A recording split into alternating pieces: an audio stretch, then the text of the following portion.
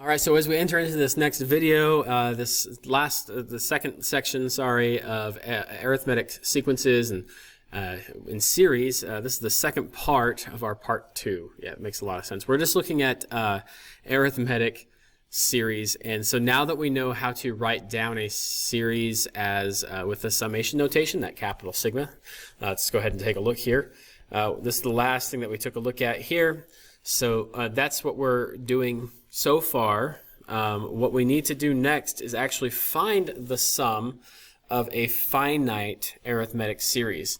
Now, the reason why we only look at finite series is, as opposed to infinite series, meaning you have infinitely many terms. A finite series has a set number of terms. Now, the reason why we only look at finite is if we looked at any infinite arithmetic series, where you're adding or subtracting over and over again, those sums are going to continue on toward infinity or toward negative infinity, right? So we don't really look or care about, we don't look at them, we don't care about them too much about the infinite series for arithmetic sequences. So we're only going to look at the finite. I have a couple of cool formulas that help you find the sums really fast. And just becomes a formula, and it's really plug and play if you have that down. Now, we could sit there and write down every term that we need to and then add them all up, but that takes time. But there are patterns in sequences, and there's patterns also in adding them, and so there's got to be a formula somewhere in there. And that's kind of what math is all about, right? It's finding those patterns.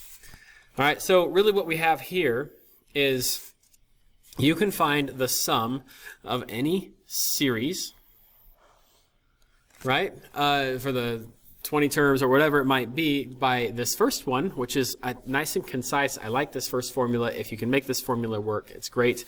You can also use this one over here, which is a little bit longer, but which one you use completely depends on what is given to you. What information do you have? Okay.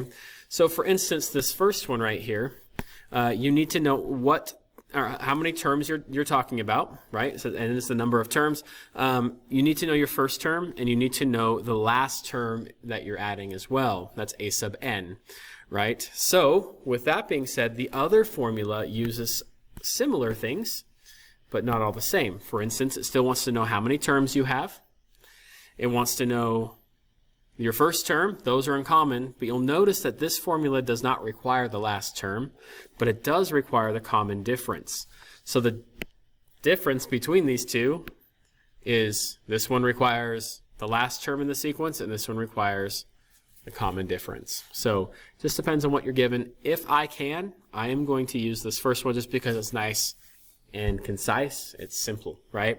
However, can't always use it, and we'll use the other one. But either way, we can jump over to our calculator to plug those things in, right? So why not go ahead and just jump into this and look at our first example.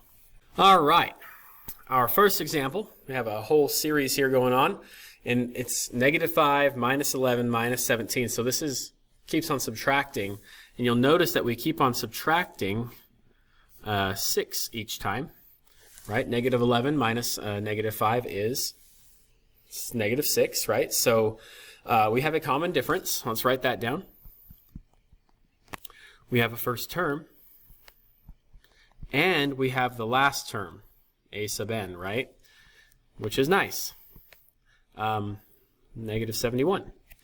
That's all nice. Now, which one can I use then? Well, it looks like it would be easy to use this one right now.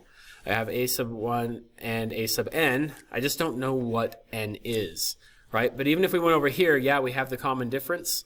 We have the first term. We just don't know what n is. So either of these are kind of game, right?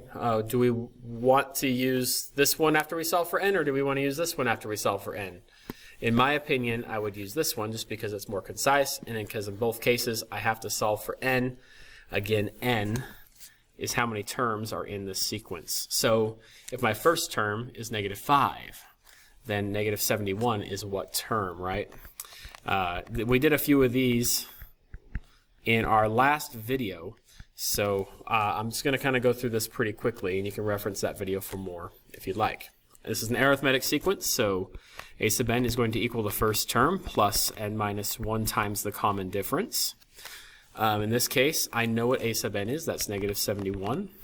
My first term is -5 plus n, I don't know how many terms yet are in this sequence, minus 1 times the common difference, which is negative 6. I'm going to have to solve this for n, so I'm going to distribute this negative 6 here.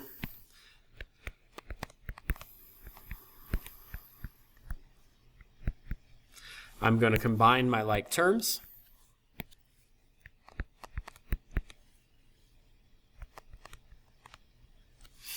I'm going to subtract my 1.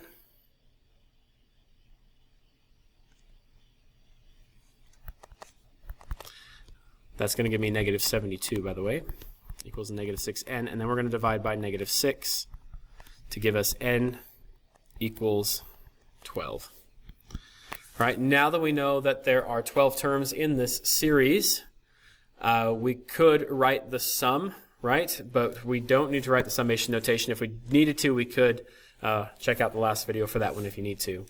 The sum then, again, the sum notation that we're going to use is that n over 2, that's how many terms you have divided by 2, times the first term plus the last term, right? That's that first one I'm going with. I like this one. I'm going to use it if I can, okay? So we are looking for the sum of these 12 terms. Remember, n is 12 here, right? So that's 12 over 2. The first term we said is negative 5. And our last term is negative 71. You type this into your calculator and you'd be good to go. You can also probably do it by hand with these small of numbers. And we get negative 456.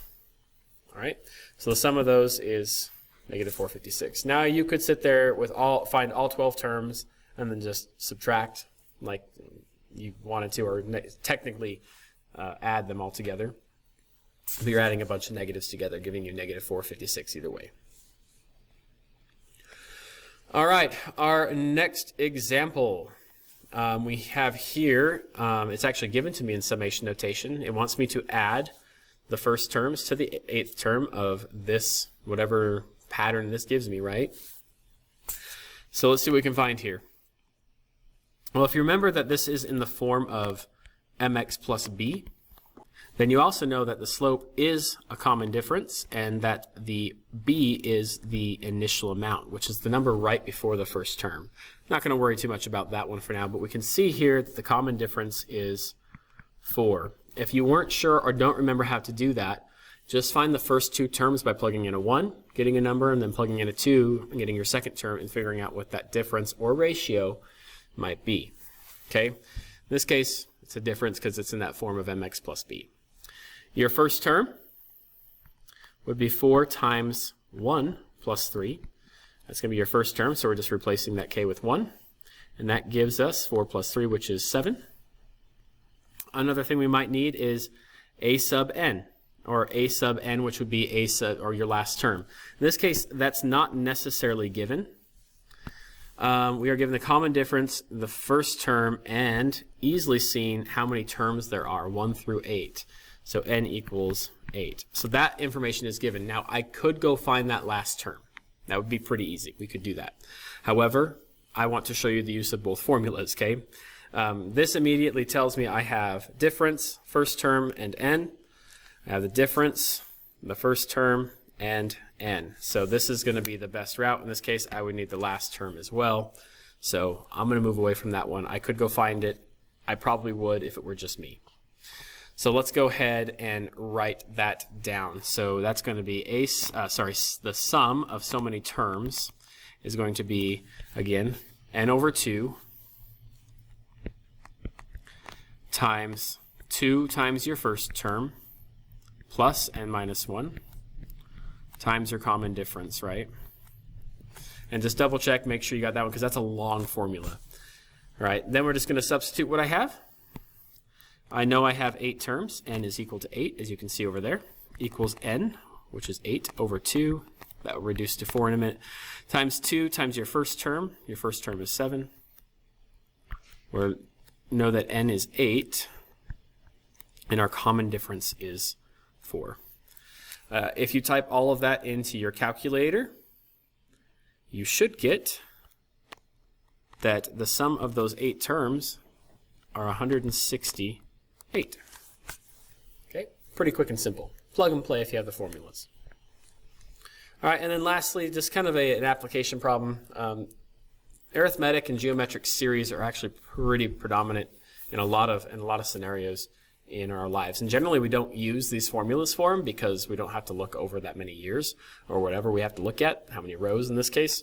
But if it ends up being a long time, then a lot of time going by, or a lot of rows in this case, it might be beneficial to use a series and these little shortcuts to find the sum. Okay. It says, write an arithmetic series to represent the number of seats in this theater. There are 15 seats in the first row, and every row beyond that is increasing by 3 more seats, right?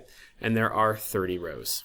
How many? So let's write an arithmetic series to represent this. Now, I'm going to do the summation notation and the series, right? So your first one, you have 15 in your first seat, right? The next one's going to be 3 additional to that, so plus 18. Plus 3 more than that is 21, right? So on and so forth. That's an arithmetic series. I didn't give you the last term. I just have to go out to the 30th term. But we can also use the summation notation to write this. If we're starting off with 15, well, that's going to be our first term. The common difference is 3, and so my explicit formula for this arithmetic series, or exponential explicit formula, is going to be a sub 1, which is 15 plus n minus 1 times the common difference, which is 3. I can write the sum. Wow, I can try to write the sum. That was weird. Right, the sum of this is going to go to 30 rows, and we're going to start with the first row. The series is 15 plus n minus 1 times 3. Or you could write this in the more simplified version. Again, we shouldn't write n, we should write k minus 1. Or you could simplify that and write this as the sum as k goes from 1 to 30 of, I believe this is 3k plus 12. Yeah, that does simplify to 3k plus 12. And again, you can get that 3k plus 12 by distributing your 3 and then combining your like terms. This one looks nice and neat, so I like that one. So that's the summation notation. This is the arithmetic series. Let's use that to find the total seating capacity of the theater. Okay, that means add up all the chairs, right? There are 15 in row 1, 18 in row 2, so we just need to actually find the sum now. So let's find that sum. It's not too bad. We know again that the first term is 15, that the common difference is 3. In this case, we know n is 30. I don't know necessarily off the top of my head how many seats are in the last row. However, if I plug 30 into this, 3 times 30 is 90, plus 12 is 102. So there should be 102 seats in that last row. So if I wanted to use the a sub last term, a sub 30 is 102, that's fine. But I'm just going to use what I got here, which means I'm going to use the same formula that I used in this last example.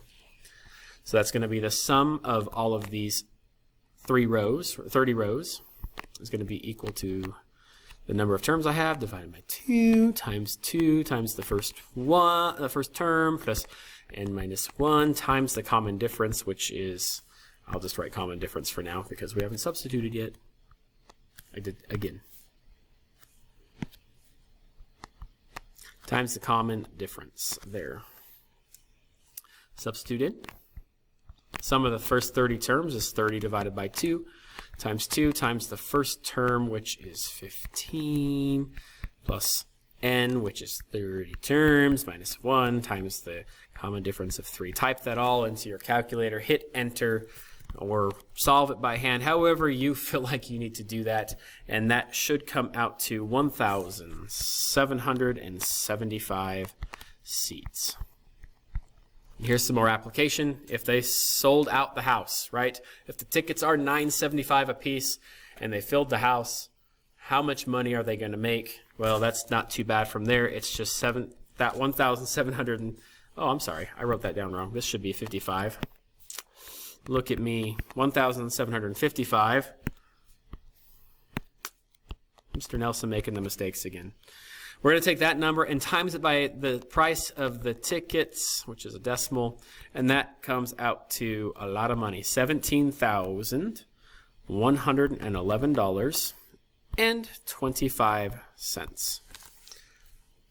That's how much money they will make. All right, so there's some how you find the sum of a series. And that ends our arithmetic series section. And next time we'll talk about geometric series, so look for that video. It'll be coming up soon. And until next time, please have a good one. It's a great day to be a Grizzly. Rah! Hey, you know if you're on that drag race, you know it is time to move your car. Please move your car. Thank you.